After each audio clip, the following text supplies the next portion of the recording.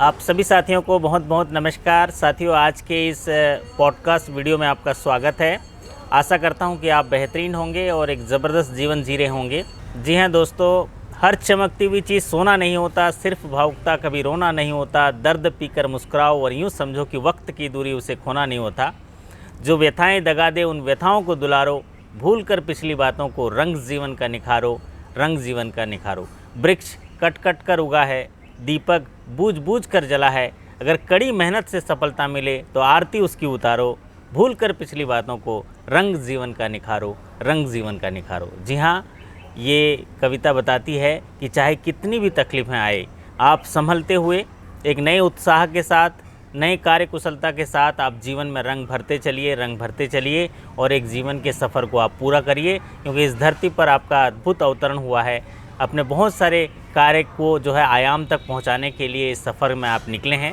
तो इसी कड़ी में आज एक ऐसे शख्सियत से आपका मुलाकात कराऊंगा जिन्होंने पिछले 38 वर्षों तक बैंकिंग में एक समर्पित सेवा के रूप में कार्य किए और सहायक महाप्रबंधक के रूप में अभी पिछले महीने अप्रैल में ही रिटायरमेंट हुए हैं। जी हाँ, आज मुलाकात कराने चाहूँगा आदरणीय श्रीमान एस वेंकटरमन सर, सहायक महाप्रबंधक, जो 37 वर्षों और 8 महीने के समर्पित कार्य सेवा के बाद सेंट्रल बैंक ऑफ इंडिया से रिटायर हुए हैं। और सर से जानने की कोशिश करेंगे कि कैसे जीवन को उन्होंने जिया है और एक बैंकिंग जीवन में क्या क्या चीज़ें वो लेके जा रहे हैं। सर, आपको बहुत बहुत नमस्कार, बहुत बहुत स्वागत है आज की इस पॉडकास्ट वीडियो में। जी की ओर से भी आपका हार्दिक स्वागत करता हूं, अभिनंदन करता हूं और आपके इस सेवानिवृत्त जो जीवन की शुरुआत हुई उसके लिए बहुत सारी असीम शुभकामनाएं दे रहा हूं। तो हमारे दर्शकों को मैं चाहूँगा कि आप अपने बारे में थोड़ा बताएंगे तो बड़ी मेहरबानी होगी सर। जी, सभी को नमस्कार। मेरा नाम वेंकटरामन है। मैं चेन्नई बिलोंग करता हूँ। 1886 में सेंट्रल बैंक ऑफ इंडिया में एज ए क्लर्क ज्वाइन किया। फिर धीरे धीरे प्रमोशन लेते हुए फाइनली एज ए एजीएम में रिटायर हुआ। तो बस मेरा पूरा पिछले 38 इयर्स में यही मेरा क्या बोलते हैं एटीट्यूड था कि जो भी कार्य कर रहे हैं उसमें दिल लगा के बस आप काम करते रहिए, उसका रिजल्ट तो आपको ज़रूर मिलेगा। जी हाँ, तो सर लगभग जो कि बहुत उतार चढ़ाव आपने देखा होगा, मैनुअल बैंकिंग से कंप्यूटर बैंकिंग, फिर ऑनलाइन बैंकिंग और ये डिजिटल कैशलेस बैंकिंग और ये मॉडर्न बैंकिंग की ओर ले जा रहे हैं।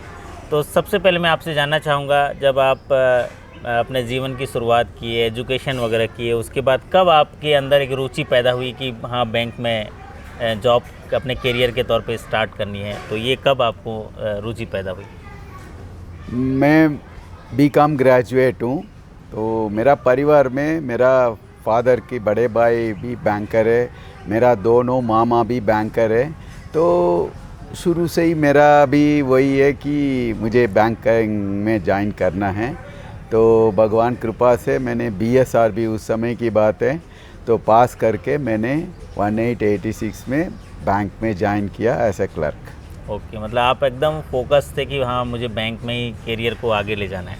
ये सब लोग जानते हैं सर्विस इंडस्ट्री है, तो आप भले अदर जॉब्स में आप पैसा कमा सकते हैं, लेकिन बैंकिंग इंडस्ट्री ऐसे इंडस्ट्री है वहाँ आप आम आदमी को सर्विस कर सकते हैं। क्योंकि फॉर एग्ज़ाम्पल लोन भी देख लो, डिज़र्विंग पीपल को देंगे तो वो भी आगे बढ़ेगा, नेशन का इकॉनमी भी आगे बढ़ेगा।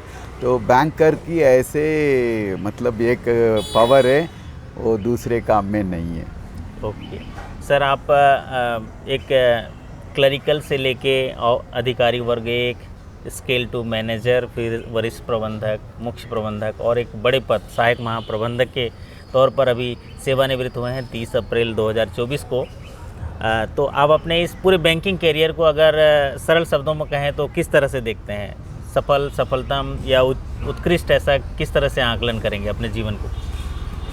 नहीं, जब जैसे कि सब लोग जानते हैं कि मेजॉरिटी टाइम तो बैंक में मतलब स्पेंड किया, तो यही है, पहला फैमिली जैसे हो गया। तो बैंकिंग इंडस्ट्री में मैं बहुत क्या बोलते हैं, मेरा पहचान आज है तो ये because of bank only, central bank of only. तो जो भी काम है, स्पेशली जैसे कि मैंने बताया, बैंकिंग इंडस्ट्री एक सर्विस इंडस्ट्री है। आप उसको दिल और सच्चाई के रूप में काम करेंगे, ज़रूर you will be acknowledge, greeted, respected by everyone. Okay, इस वीडियो को हमारे बहुत ही युवा साथी जो बैंक में काम करते हैं वो देखेंगे, तो उनके लिए जो क्या चीज़ें आप किस चीज़ से प्रेरित होकर आप इस बैंकिंग सेवा में किए उसको सीखेंगे भी। तो आपको खेलों के प्रति बहुत रुचि, मतलब बातों बातों में आप बता रहे थे खेलों के प्रति बहुत रुचि है, और बैंक में भी जब भी खेल कूद होता था उसमें अग्रणी भूमिका निभाते थे।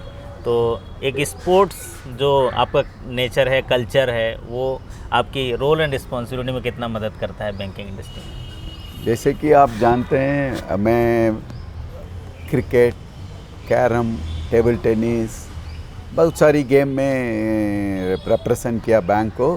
ख़ास तौर पर क्रिकेट है, आप जानते हैं इसे टीम गेम में।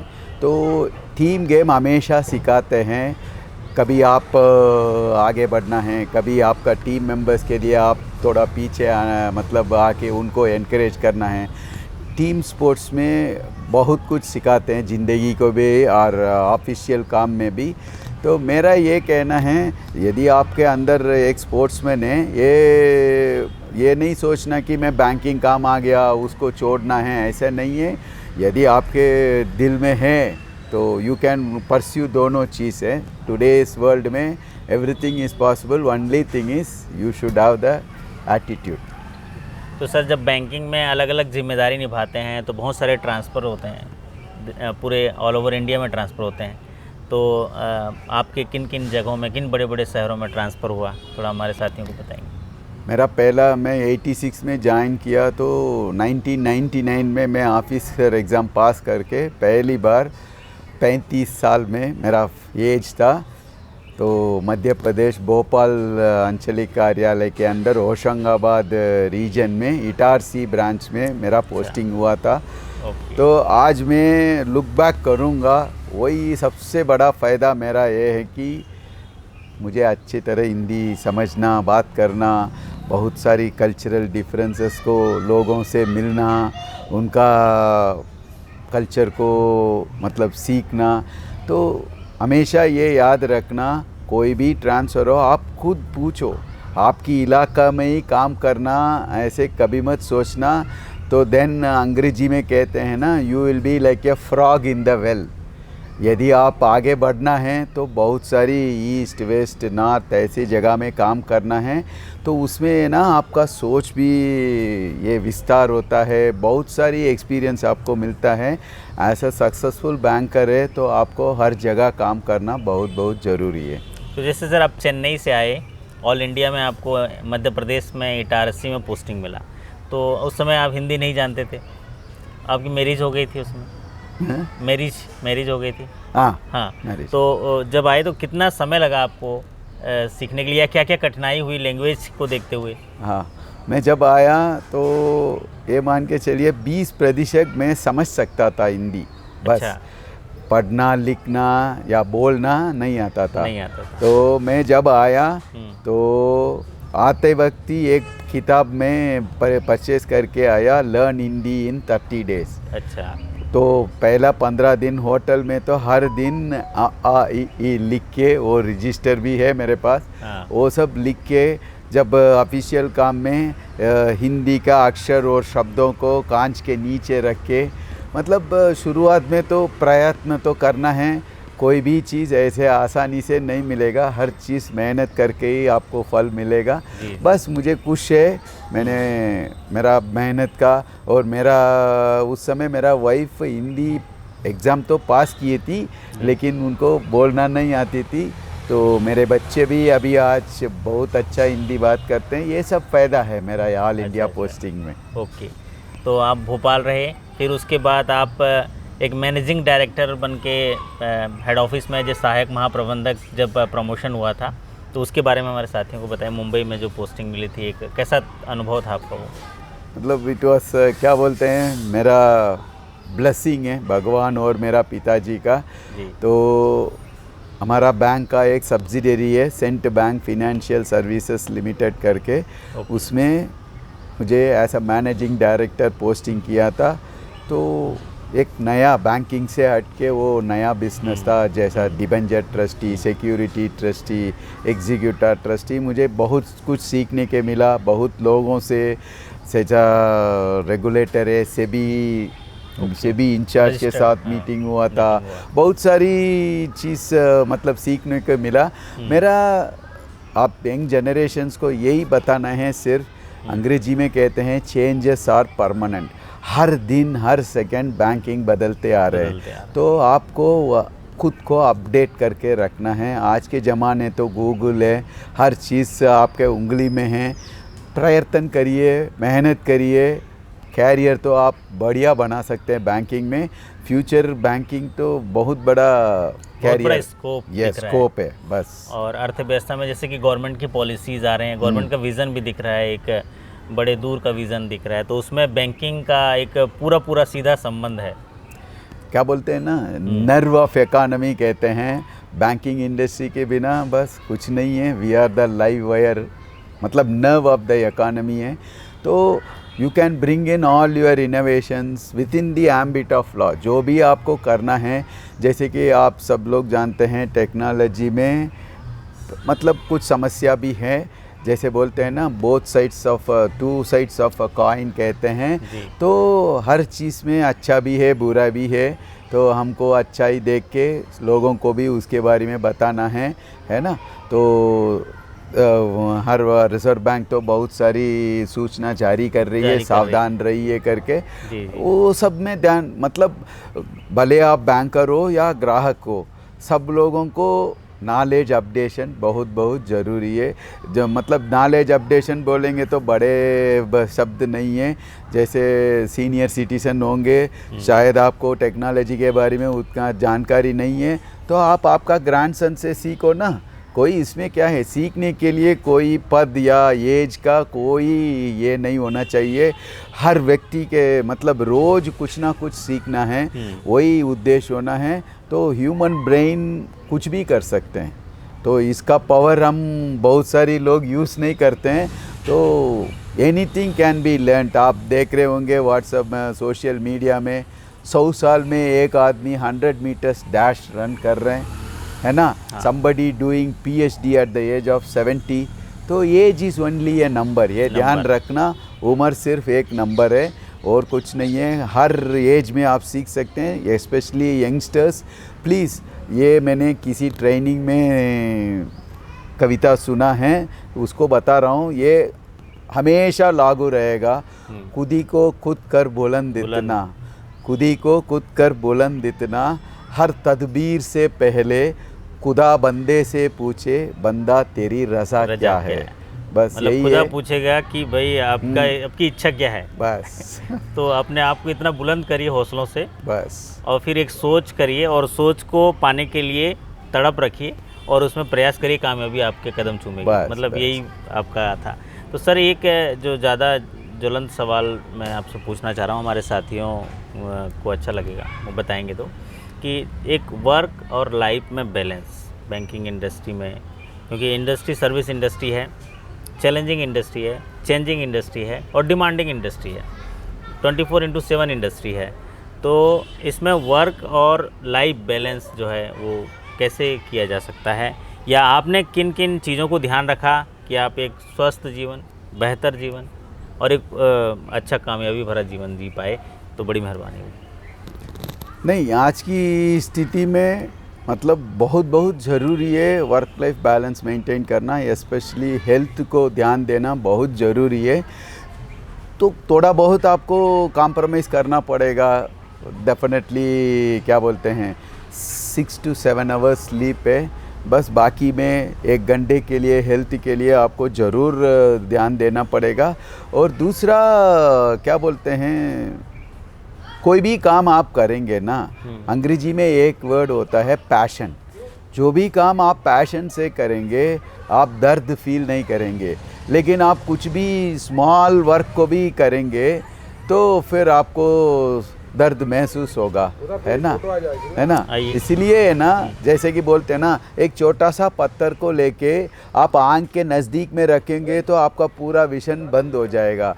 थोड़ा बाहर इतना दूर से देखेंगे तो आपको बस इतना ही छोटा सा पत्थर है, उसका सोल्यूशन आपको। चाय लाए हैं आपके लिए। जी बहुत बहुत धन्यवाद। थैंक यू साहब। जी हमारे सर का हम इन पॉडकास्ट ले रहे हैं, उनके जीवन को रिकॉर्ड कर रहे हैं। ओहो, आप शानदार चाय लेके आए इस घड़ी में, उसके लिए हम आपका धन्यवाद करते हैं। धन्यवाद। Thank you sir ji, thank you. धन्यवाद।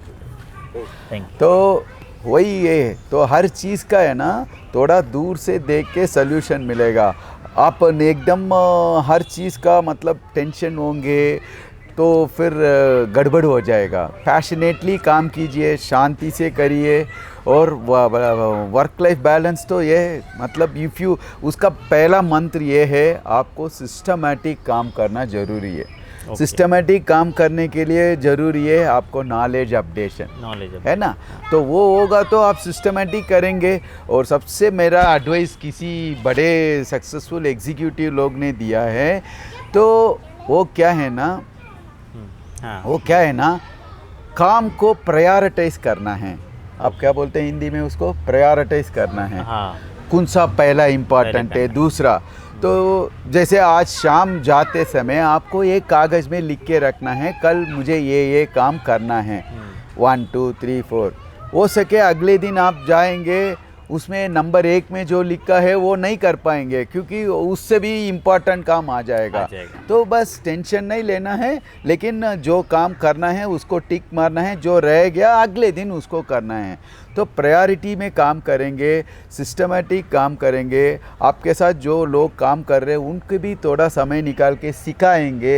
ये सब एक टीम, मतलब कहने का मतलब है एक टीम बनाना है। मान लो आप एक ब्रांच का ब्रांच मैनेजर है, आपका सभी साथियों को साथ में लेके चलेंगे तब तो आप सक्सेस हो सकते हैं।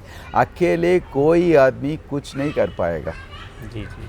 तो सर, जैसे वर्क और लाइफ बैलेंस के बारे में आप बता रहे थे, तो मैं 2-3 चीज़ें समझ पाया। एक तो है वर्क और लाइफ बैलेंस में आपने कहा कि आपने रोल और रिस्पॉन्सिबिलिटी को समझना है, जो जिम्मेदारी दी गई। दूसरा कि आपके हेल्थ का ख्याल रखें। तीसरा, खेल वगैरह में थोड़ा रुचि हो तो वो भी वर्क लाइफ बैलेंस दिखाता है वो। और चौथा, टीम के साथ कोलैबोरेशन, अच्छे से कोलैबोरेशन हो, कनेक्शन हो, तो वो भी वर्क और लाइफ में बैलेंस कुछ बताता है।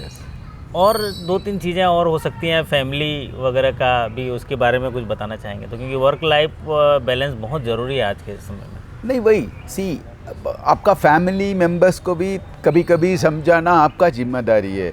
मान लो आप बड़े पद में हैं, तो आपको कभी लेट आने का या वीकेंड में भी काम करना है, उसमें कोई प्रॉब्लम नहीं होना चाहिए, ठीक है। कभी कभार लास्ट मिनट में प्रोग्राम आपका फैमिली के साथ जो बनाया उसको कैंसिल भी हो सकते हैं, तो आपका पत्नी, आपका बच्चे को भी ये धीरे से मतलब आपको समझाना है, चलो यार इस बार नहीं है तो हो जाएगा, पापा इतना जिम्मेदारी पोस्ट में है, तो हर बार कैंसिल नहीं करना है, ये भी बात है। फैमिली को समय ज़रूर देना है। और मैक्सिमम मैं बता रहा हूँ, मेरा व्यक्तिगत अनुभव है, जो भी मेरा बच्चे आज मतलब ये स्टेटस में हैं, मेरा वाइफ का रोल बहुत बहुत इम्पॉर्टेंट है। उन्होंने बहुत जिम्मेदारी निभाया है ना। तो परिवार है तो हस्बैंड एंड वाइफ है ना, तो नेचुरली वाइफ जिम्मेदारी लेगा तो अच्छी बात है ना। मल्टीटास्किंग के लिए सबसे बड़ा उदाहरण तो लेडीज़ है ना। तो इसमें कोई ईगो की बात ही नहीं है, जो आप कर सकते हैं आप करिए, जो वाइफ कर रही है उनके करने दीजिए, उनको इंडिपेंडेंस दीजिए। इसीलिए बस आप फैमिली के साथ अच्छे से, जैसा अभी तो 2nd and 4th सैटरडे छुट्टी है, अच्छे से उसका फ़ायदा उठाइए। कहीं घूमना है, बस आई थिंक कोई भी मैनेजमेंट ये मना नहीं करेगा, स्पेंड करेंगे, बस स्पेंड करना है, क्वालिटी टाइम कहते हैं, स्पेंड करना भी ज़रूरी है। और आपका रिलैक्सेशन के लिए यदि आप म्यूज़िक में इंटरेस्टेड है, कुछ अच्छा म्यूज़िक प्रोग्राम अटेंड किया वीकेंड में, बस ये सब आपका मतलब आपका एनर्जी लेवल। महसूस किया हूँ आपके साथ तो रहने का मुझे अवसर मिला है, तो एक जो सांस्कृतिक विरासत है हमारी, और जो साहित्यिक विरासत है, और जो धरोहर है हमारी, जो जिससे कि हम कल्चर कहते हैं, त्यौहार कहते हैं, उनमें भी भागीदारिता भी आपको वर्क लाइफ बैलेंस सिखाता है। हाँ हाँ, बहुत। जैसे कोई एक्टिविटी होता है तो आप, मैं देखा हूँ आप हमेशा एक्टिविटी में पहले तैयार होके रहते थे, वही तो मुझे लगता है वो भी एक हिस्सा है ना। हाँ, मतलब सी फैमिली मतलब व्यक्तिगत फैमिली नहीं है ये, Social। कैसे हम कहते हैं ना, man is a social animal कहते हैं।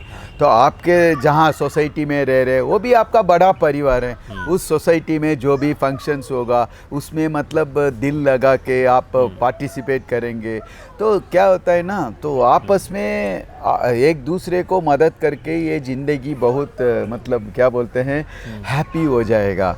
आप किसी को मदद करेंगे तो he will be happy definitely. आपका जब ज़रूरत है तो सेम व्यक्ति नहीं है, दूसरे और आपको मदद करेगा।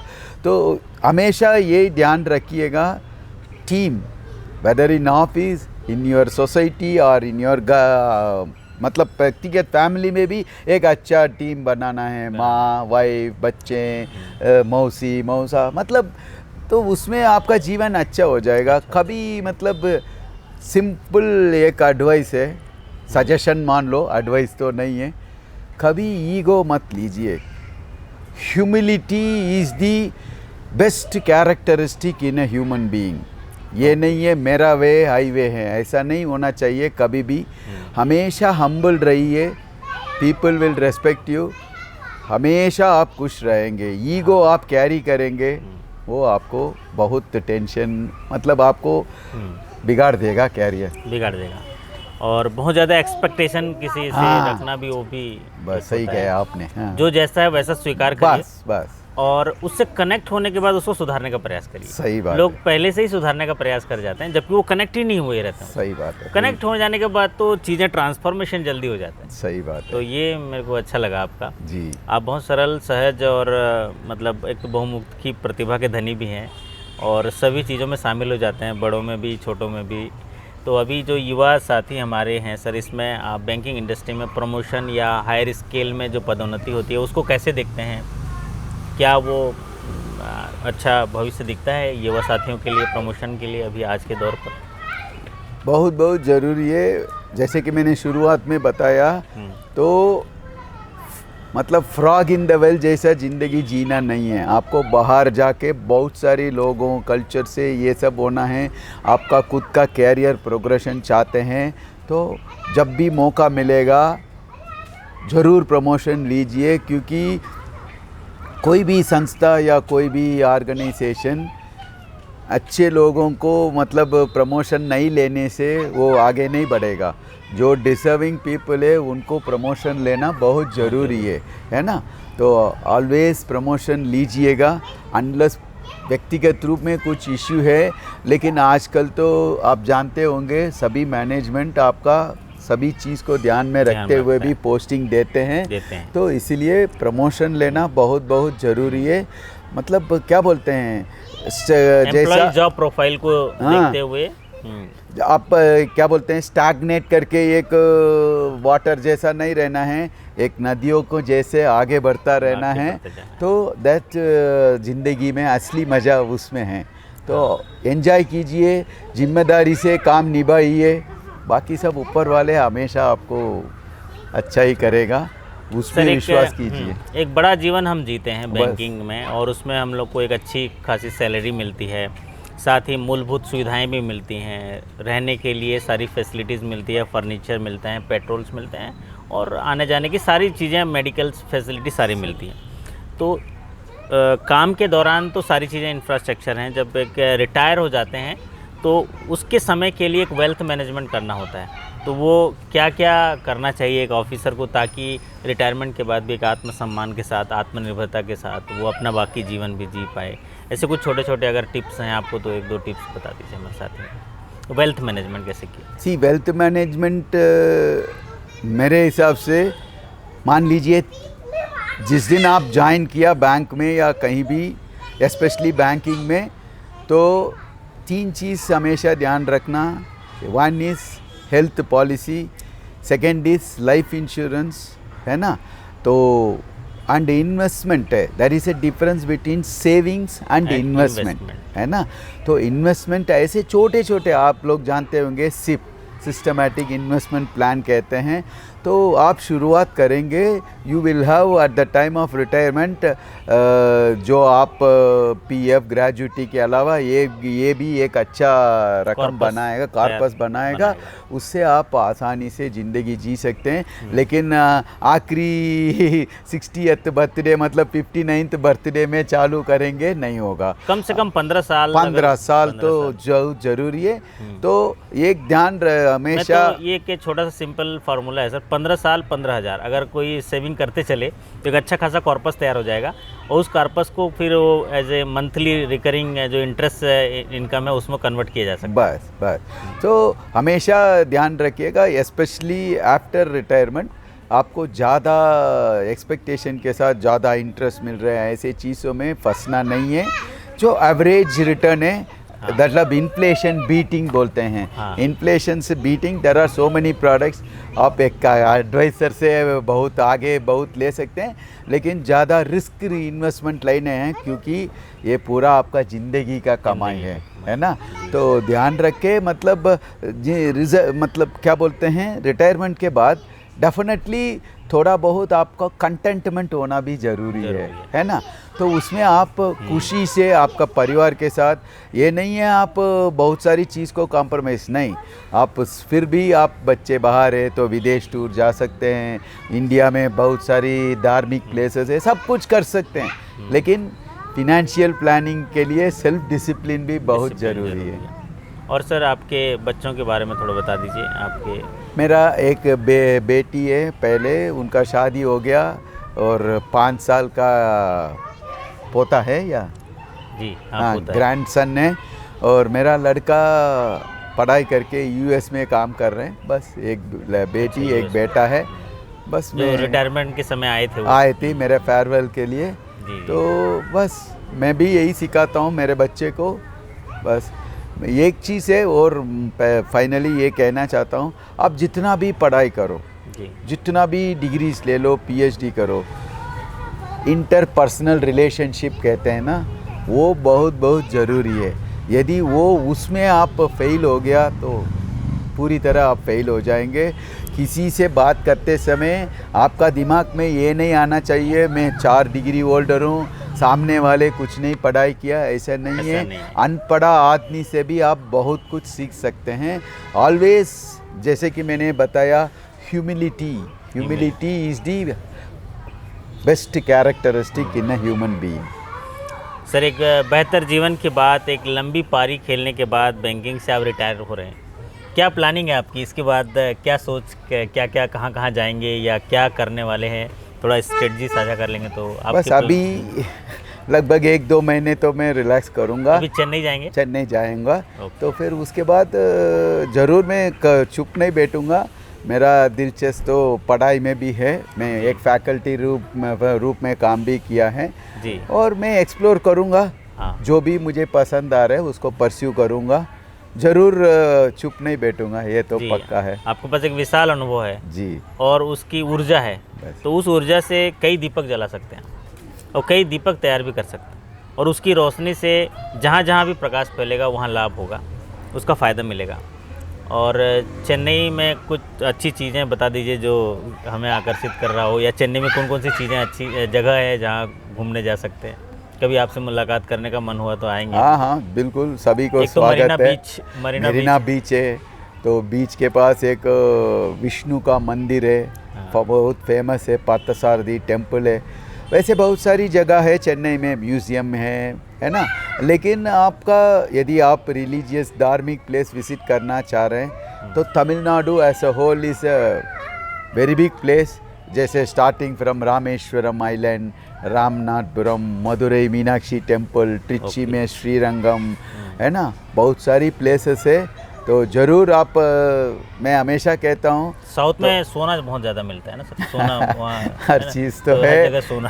हाँ, लेकिन ये देख लीजिए, लोग कहते हैं विदेश घूमना है, मैं पहले आप लोगों से बोल रहा हूँ, पहले इंडिया घूमिए। इंडिया का मतलब ब्यूटी देखिए, बहुत सारी है, जैसे नॉर्थ ईस्ट वेस्ट, तो सब लोगों को क्या बोलते हैं, पहले इंडिया घूमिए, डिफरेंट कल्चर, डिफरेंट फूड, सब एंजॉय कीजिए।